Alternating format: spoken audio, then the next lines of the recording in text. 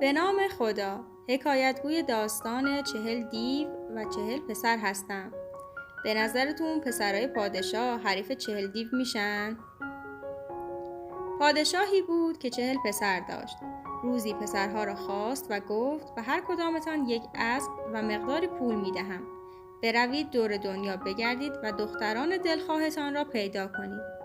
صبح روز بعد 40 برادر سوار بر اسب از شهر خارج شدند. رفتند تا شب شد و آتشی روشن کردند.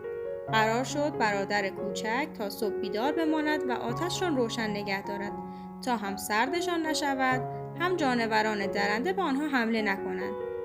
برادر کوچک تا نیمه های شب آتش را روشن نگه داشت، ولی بالاخره خوابش برد و آتش خاموش شد. چیزی نگذشته بود که از ترس بیدار شد. اطراف را نگاه کرد. از دور شعله آتشی دید که زبانه می‌کشید. به طرفش رفت. در راه به مردی رسید که نخی را گلوله می‌کرد. پرسید چرا این کار رو می‌کنی؟ مرد جواب داد وقتی همه این نخ‌ها رو بپیچم و گلوله کنم صبح میشه و وقتی نخ‌ها رو باز کنم شب میشه. کار من ساختن شب و روزه. برادر کوچک نخ‌ها را از مرد گرفت و دست‌های او را بست که به آن زودی صبح نشود. بعد به طرف آتش راه افتاد. در کنار آتش 40 دیو نشسته بودند. راه برگشت نداشت. جلو رفت و سلام کرد. بزرگ دیوها گفت چون جوانی از کشتن تو صرف نظر میکنم، ولی در عوض باید برای ما کاری انجام بدی. توی شهر پادشاهی هست که 40 دختر دارد.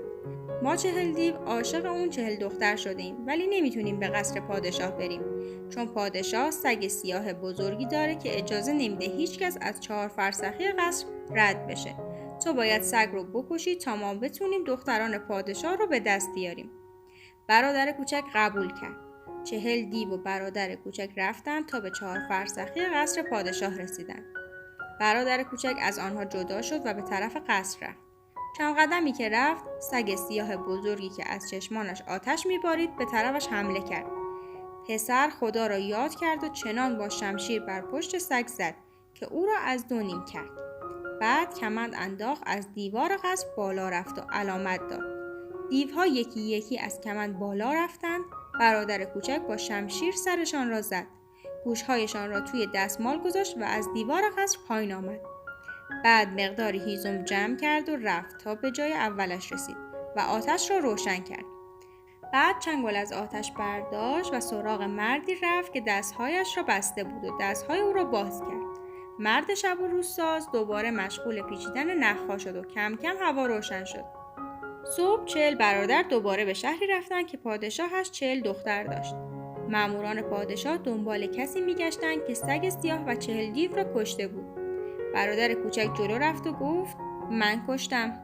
بعد نشانی قصر و سگ و دیوها را داد.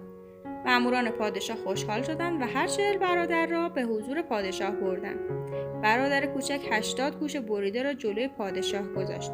پادشاه گفت آفرین جوان، من 40 دختر دارم. هر کدام را که بخواهی به عقد تو در میآورم. برادر کوچک تعظیم کرد و گفت ما 40 برادریم. اگر موافقت بفرمایید به ترتیب سن با دختران شما ازدواج کنیم. پادشاه قبول کرد. همان روز شهر را چراغانی کردند و 40 خواهر را به عقد 40 برادر درآوردند. 40 روزی به جشن و سرور گذشت تا بالاخره یک روز برادران به حضور پادشاه رفتند و اجازه مرخصی خواستند. پادشاه رضایت داد و آنها را راهی کرد. 40 برادر رفتند تا شب از راه رسید. موقع خواب صدایی شنیدند که می گفت امشب مرگ شما حتمی است، چون فولاد زره دیو به خونخواهی می آید. برادر کوچک گفت برادرها صلاح اینه که شما برید، چون معلوم نیست من بتونم از پس این دیو بر بیام. فقط خواهش می کنم اگر مردم و به شهر برنگشتم، وقتی فرزندم به دنیا آمد مهربون باشید و با اون مثل فرزند خودتون رفتار کنید. بعد با برادرها و زنش خداحافظی کرد و به انتظار دیو ماند. آیا برادر کوچیک از پس دیو فولادزره برمیاد؟ برای شنیدن ادامه داستان با ما همراه باشین و ما رو لایک کنید. نیمه شب فولادزره از راه رسید. برادر کوچک رو برداشت و به آسمان برد و او را بالای ابرها در قصر گذاشت و رفت. برادر کوچک اتاقها را گشت. در یکی از اتاقها دختر زیبا و غمگینی نشسته بود. از او پرسید اینجا چه کار میکنی؟ دختر جواب داد این دیو 3 ساله که من رو اینجا زندانی کرده تا من بهش روی خوش نشون بدم. آمدن فولادزره که نزدیک شد، برادر کوچک به دختر گفت وقتی فولادزره اومد گریه کن و بگو من تنهام و هیچ سرگرمی ندارم. لاغر بذار شیشه عمرت رو پاک کنم که قلبت روشن شه. فولادزره آمد. دختر همین را گفت. فولادزره قبول کرد و شیشه کثیفی به او داد و رفت. روز بعد که برگشت دید دختر شیشه را تمیز و براق کرده است. این بار شیشه کثیف‌تری به او داد و رفت و دختر آن را تمیز کرد. خلاصه چند روز دختر را امتحان کرد و بالاخره شیشه عمرش را به او داد. وقتی برگشت دید جوانی کنار دختر نشسته. برادر کوچک گفت اگر نمیخوای شیشه عمرت رو بشکنم ما رو به دیارمون برگردون. فولادزره قبول کرد. اول دختر را به دیار فرنگ برد، بعد پسر را نزدیک دیارش رساند و گفت حالا شیشه عمرم رو بده. برادر کوچک شیشه را به او داد. فولادزره هول شد، شیشه از دستش افتاد و شکست. بعد دود شد و به هوا رفت. برادر کوچک به طرف شهر را افتاد. در نزدیکی شهر 40 بچه همسن و سال با هم بازی می‌کردند. لباس یکی از آنها کثیف، سر و صورتش خاکی و کله‌اش خونی بود. 39 بچه دیگر او را کتک می‌زدند و مسخره می‌کردند.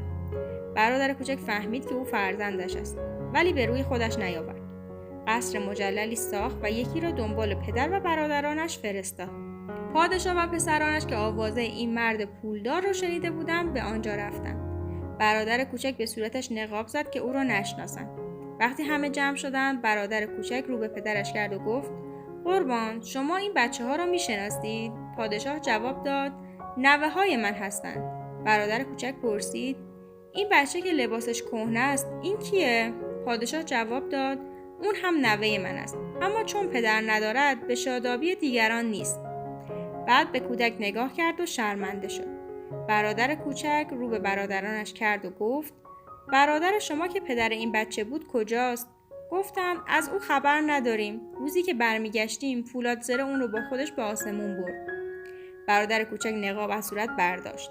پادشاه روی او رو بوسید. برادرها که به قولشان عمل نکرده بودند خجالت کشیدند و سرشون رو پایین انداختند. برادر کوچک آنها رو بخشید و تا آخر عمر کنار زن و فرزندش به خوبی و خوشی زندگی کردند. امیدوارم از این داستان لذت برده باشین. کانال ما پر از محتوای متنوع از جمله داستان‌های قدیمی، جدید و اطلاعات جالب است. با سابسکرایب کردن و اظهار نظر مرا در ایجاد محتوای بهتر همراهی کنید. منتظر حضور گرمتون هستم. دوستیمون پایدار.